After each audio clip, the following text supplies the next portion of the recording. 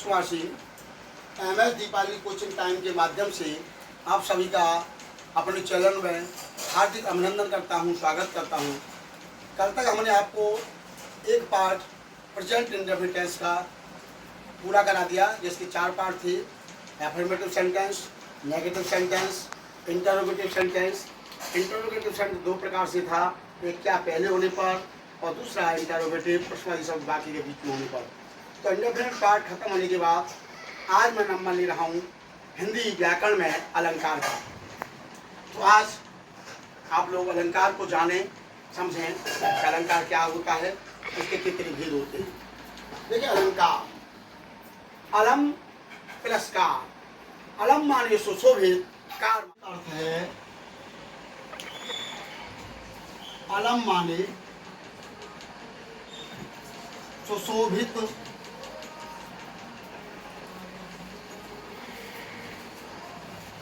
और कार माने करने वाला। अलम मीन्स सुशोभित, कार मीन्स करने वाला, सुशोभित करने वाला।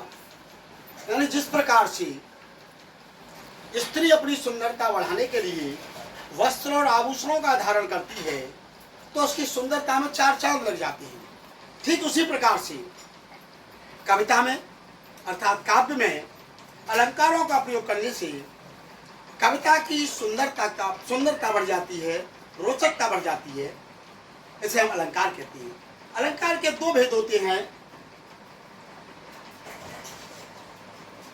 समझें। नंबर 1 होता है शब्दालंकार।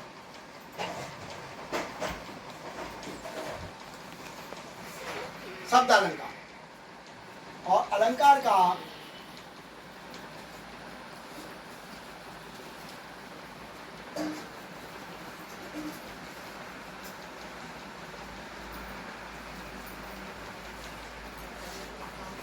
दो भेद होते हैं। नंबर 1 शब्दालंकार और नंबर 2 होता है अर्थालंकार।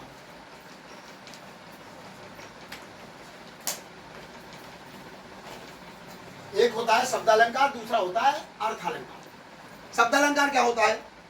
कविता में जहां शब्दों के माध्यम से कविता की सुंदरता बढ़ती है उसे हम शब्दालंकार कहते हैं, और कविता में जहां शब्दों के अर्थ करने के माध्यम से सुंदरता बढ़ती है उसे हम अर्थालंकार कहते हैं। इन दोनों के भी भेद हैं। जैसे शब्दालंकार के 3 भेद होते हैं। नंबर का अनुप्रास, नंबर खा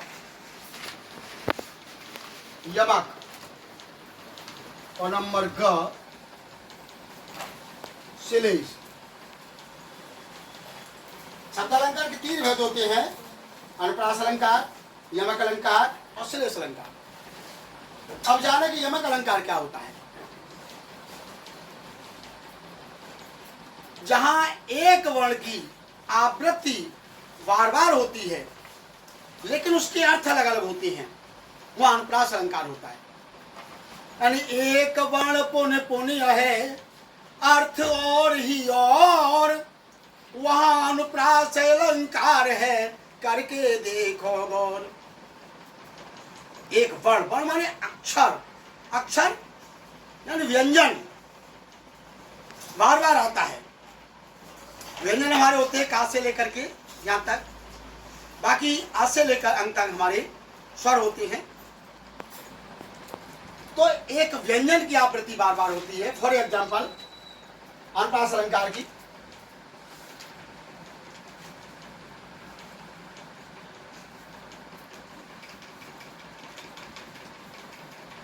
कालंद कूल कदम्ब किनारन।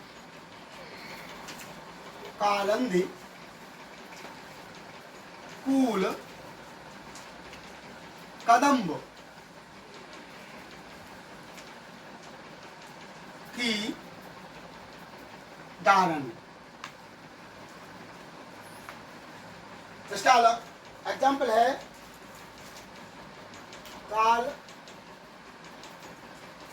कालंद कूल कदम्ब की दारन। आपने देखा क कादंदी में क आ रहा है, कूल में क आ रहा है, कदम में क आ रहा है और की, यानी एक वर्ण यानी व्यंजन कई बार आया है।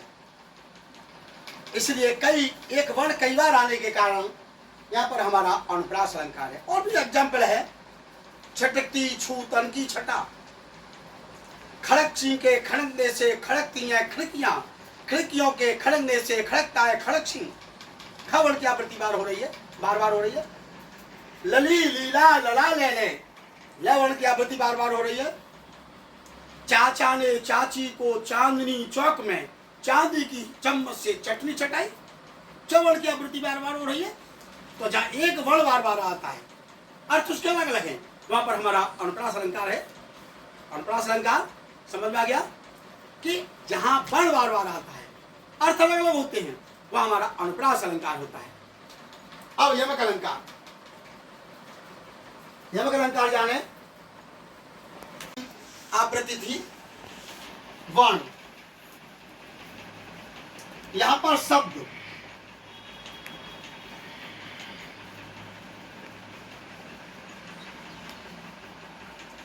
दो बार आता है। जहां पर एक शब्द दो बार आए लेकिन उसके अर्थ अलग अलग हो, शब्द एक जैसा है, वहां पर हमारा यमक अलंकार होता है। जैसे कि फॉर एग्जाम्पल, कनक कनकते सौगुनी मादकता अधिकाय, या खाए बोराए जग बापाए बोराए। यहाँ पर कनक एग्जाम्पल लिख के बता रहा हूं मैं आपको। कनक कनक ते सौगुनी,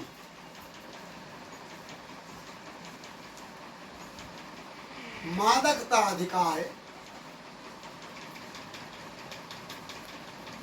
मादकता अधिकार,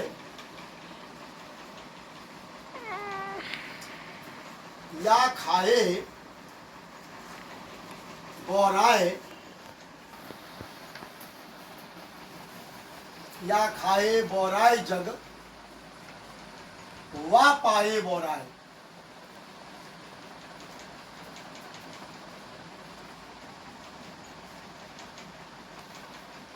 कनक कनकते सौगुनी मादकता अधिकाय, या खाए बोराए जग वा पाए बोराए। यानी कनक कनक दो बार आया है। यहाँ पर एक कनक का मतलब है सोना, गोल्ड। दूसरे कनक का मतलब है धतूरा, जो भगवान शिव जी में चढ़ाया जाता है शंकर जी को प्रसन्न करने के लिए। तो मादकता, घमंड, अभिमान, प्राउड, गर्व आ जाना। यानी अगर सोना किसी व्यक्ति को ज्यादा मिल जाता है, बोरा जाता है, घमंड आ जाता है, उसे पागल हो जाता है, तो मुझ पर बहुत सारा सोना है। यानी और दूसरा कनक माने धतूरा, धतूरों को खा करके, अगर धतूरों को खा लेता है तो बोरा जाता है, पागल हो जाता है। यानी एक को खा करके बोरा जाता है, घमंड आ जाता है, और एक को पा करके, यानी धतूरे को तो खा करके बोरा जाता है, पागल हो जाता है, घमंड हो जाता है, और धतूरे को खा करके बोरा जाता है, घमंड हो जाता है। तो दोनों के लक्षण समान हैं, अर्थ दोनों के अलग अलग हैं। एक एग्जाम्पल और है, समझ लें। एक बेर खाती थी वह एक बेर खाती थी। एक राजा था, उस राजा की बेटी थी। किसी पड़ोसी राज्य के राजा ने उस राजा पर आक्रमण कर दिया, तो राजा युद्ध में पराजित हो गया। युद्ध में पराजित होकर अपनी बेटी को लेकर के, अपनी जान, अपनी बेटी की जान बचा करके जंगल में भाग गया। जंगल में उसके पास में तो पैसा था,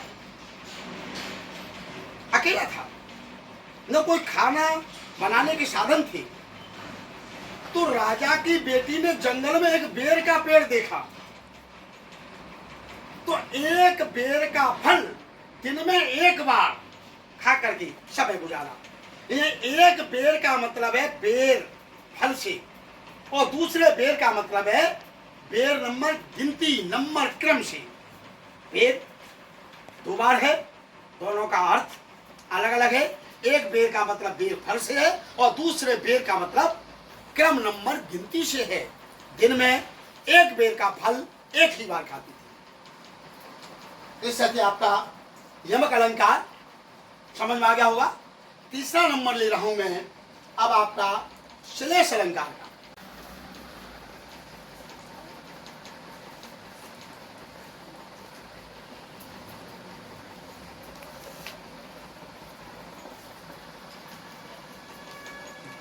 श्लेष का मतलब है चिपका होना, यानी एक शब्द से कई सारी चीजें चिपकी हों।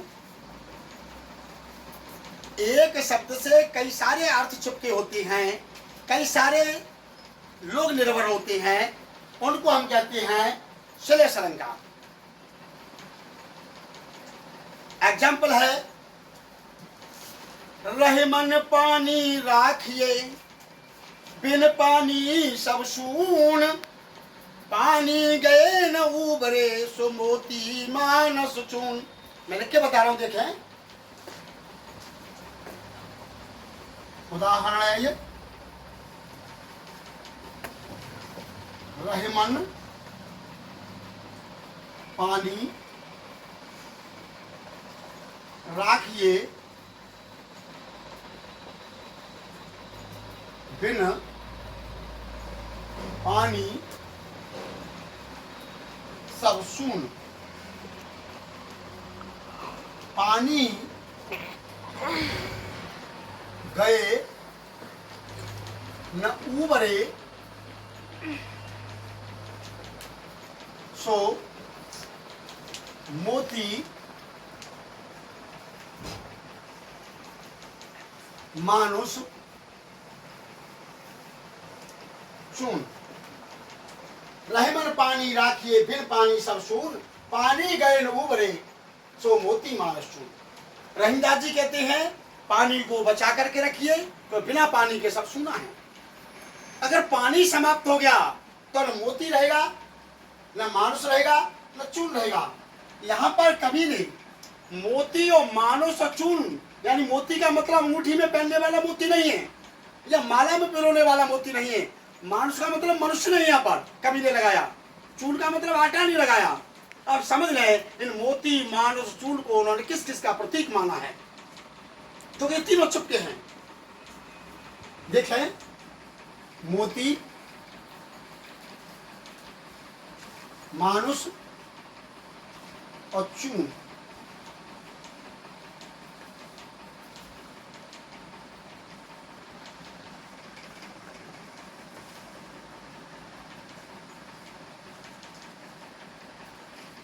ये तीनों ही पानी से चिपके हुए हैं। किस तरह से चिपके हैं, स्पष्टीकरण के माध्यम से समझें। मोती यहां कवि ने लगाया चमक का प्रतीक।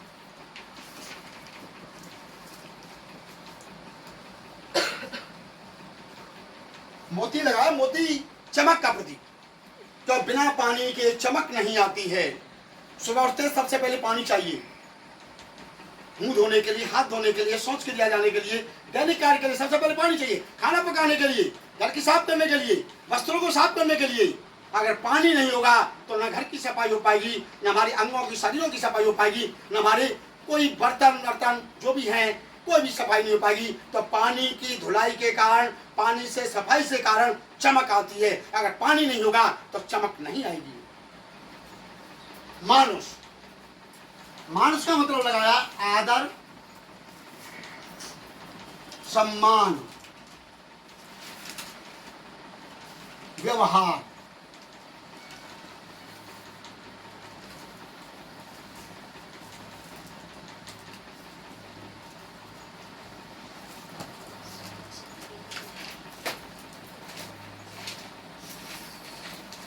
मानुष का मतलब लगाया है कवि ने आदर, सम्मान, व्यवहार। पानी है, कहते ना जल ही जीवन है।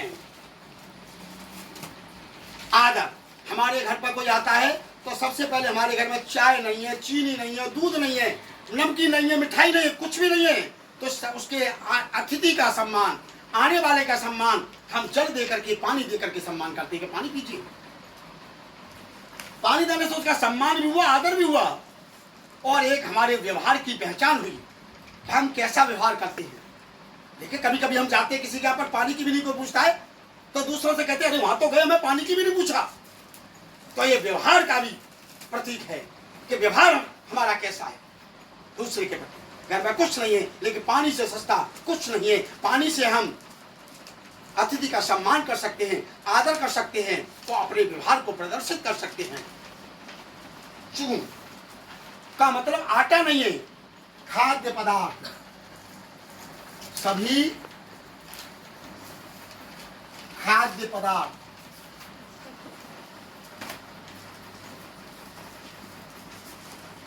अन्न, साग सब्जी,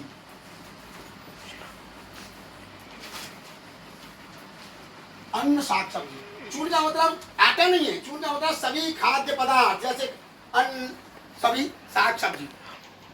अगर पानी नहीं होगा तो खेतों की सिंचाई नहीं होगी, सिंचाई नहीं होगी, फसल बो दी जाएंगी तो उन्हें पानी दिया जाएगा, पानी नहीं होगा तो कैसे तो फसल पैदा होगी, कैसे साग सब्जी पैदा होगी। और साग सब्जी नहीं पैदा होगी खेतों में, अनाज पैदा नहीं होगा, तो हम क्या खाएंगे, भूखे मर जाएंगे। आप सोचेंगे बाजार में मिल जाएगी चीज, तो बाजार में भी किसान ही भेजेगा। अगर फसल खेत में पैदा होगी तभी तो भेजा, पानी होगा तभी तो फसल में पानी दे पाएगा, पानी होगा तभी तो फसल की सिंचाई कर पाएगा और खेतों की सिंचाई कर पाएगा। अगर पानी ही नहीं होगा तो कुछ भी नहीं पैदा हो सकता। तो मोती मानस चून यानी चमक, आदर सम्मान व्यवहार और सभी खाद्य पदार्थ पानी पर ही डिपेंड है। कहने का मतलब यह पानी ही सब कुछ है, जल ही जीवन है। एक बार के लिए हम पूरे दिन बिना खाने के तो रह सकते हैं, लेकिन बिना पानी के हम नहीं रह पाते हैं। पानी की हर पल पल आवश्यकता होती है। इसका दूसरा एग्जाम्पल और है शिलेष अलंकार का ही, जाने मैं शब्द अलंकार के भेद का शिलेष अलंकार का एक और उदाहरण देखें।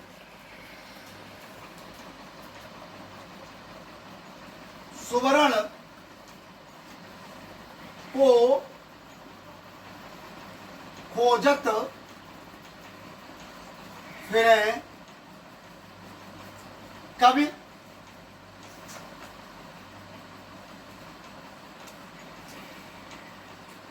व्यभिचारी चोर। दूसरा एग्जाम्पल और है शिलेष अलंकार का, सुवर्ण को खोजत फिरे कवि, व्यभिचारी चोर। तो ये सुवर्ण से तीन चीजें चिपकी हुई है, कवि, व्यभिचारी और चोर। कैसे कैसे चिपके हुए ध्यान दें। सुवर्ण,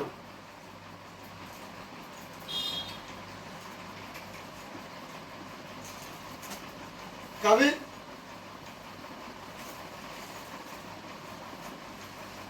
व्यभिचारी और चोर।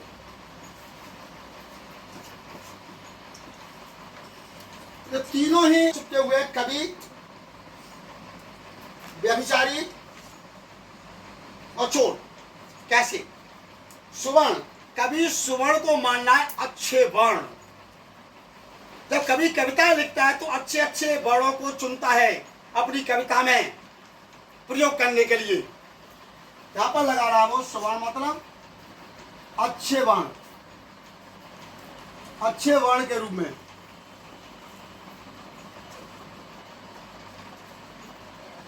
कभी सुवर्ण को अच्छे वर्ण के रूप में मानना है कविता में प्रयोग करने के लिए, उसकी कविता में रोचकता है, सुंदरता है। व्यभिचारी, व्यभिचारी सुवर्ण का मतलब समझना सुंदरता। कहते थे अरे बड़ा सुवर्ण है, वो बहुत ही सुवर्ण है, तो सुंदरता के रूप में समझ रहा है।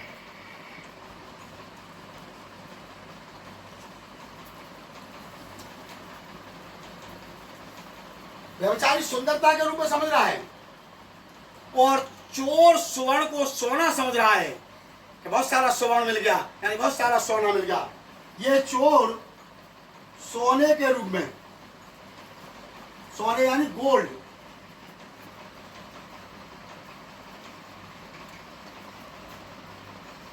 के रूप में। तो तीनों चिपके हुए, कवि, व्यभिचारी, चोर, सुवर्ण एक ही वर्ण से चिपके हुए हैं। इसलिए इसमें भी हमारा श्रेयस अलंकार हुआ। कभी अच्छे बड़ों के रूप में, व्यभिचारी सुंदरता के रूप में, चोर सोने के यानी गोल्ड के रूप में सुवर्ण को मान रहा है। देखने का नजरिया अलग अलग है, सोचने समझने का नजरिया अलग अलग है, लेकिन एक ही चीज है, सुवर्ण वर्ण की है। तो मैं समझता हूं अलंकार किसे कहते हैं, अलंकार के भेद में शब्द अलंकार के पाठ तीनों, अनुप्रास अलंकार, यमक अलंकार, श्रेयस अलंकार, परिभाषा सहित, उदाहरण सहित और स्पष्टीकरण सहित इस पर समझ में आगे होंगे। तो आज की वीडियो के लिए आज ही इतना ही है। तो आज Deepali coaching centre, Deepali coaching time, प्रवेश कुमार सिंह तो सभी सब्सक्राइब करें, लाइक करें, कमेंट करें। सुनने के लिए, समझने के लिए बहुत बहुत धन्यवाद। अगला वीडियो आप कल देखेंगे। नमस्कार।